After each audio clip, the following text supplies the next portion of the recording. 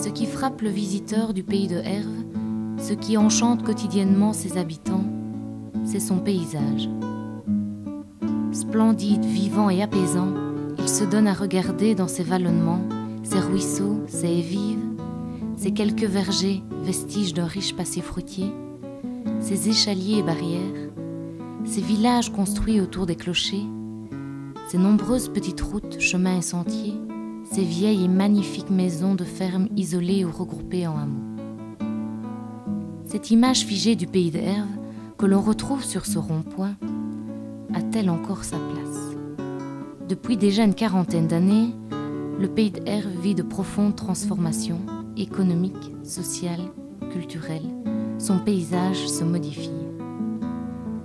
Comme ailleurs en Wallonie, les paysages se transforment. Mais cette évolution se manifeste trop souvent par une banalisation et une dégradation. Ce phénomène se traduit par une perte de patrimoine et d'identité. Depuis plusieurs années, la SBL Pays de Herve Futur mène une réflexion autour de cette problématique. Grâce au projet européen SPAN, des rencontres ont permis d'échanger sur les expériences de développement territorial en cours dans d'autres territoires d'Europe. L'Université libre de Bruxelles, et en particulier l'IGEAT, donc l'Institut de gestion de l'environnement et d'aménagement du territoire, est à l'initiative de ce programme, de ce projet SPAN, qui est une réponse à un appel d'offres dans Interreg 3. Pour ce faire, nous avons donc contacté 3 autres régions, puisque la région wallonne est porteuse du projet. On a contacté la Champagne-Ardenne, l'Irlande du Nord, la République d'Irlande, et chaque fois, sur chacun de ces territoires, vous avez un acteur académique et un acteur de terrain.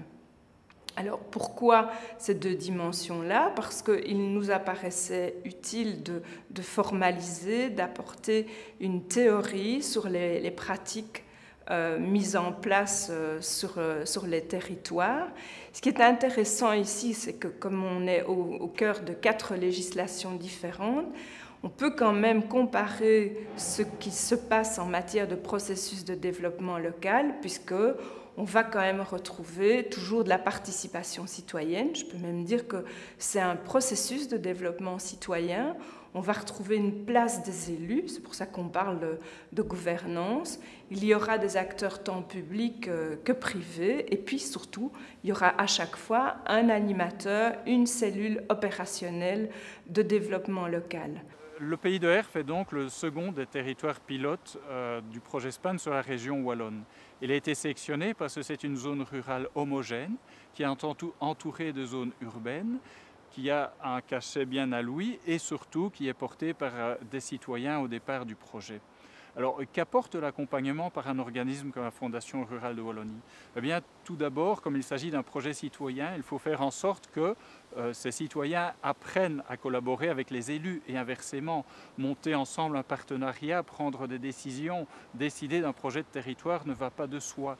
Et donc, tout ça pose des questions de gouvernance et nous intervenons pour aider dans ce contexte-là à trouver des solutions.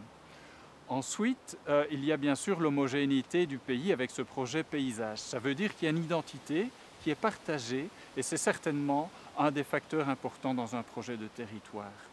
Et enfin, quand on monte un projet comme ça, se pose la question de savoir ce qu'il faut faire à quel moment. Et c'est un petit peu toute la planification stratégique. Et là aussi, nous essayons d'apporter des éléments de réponse.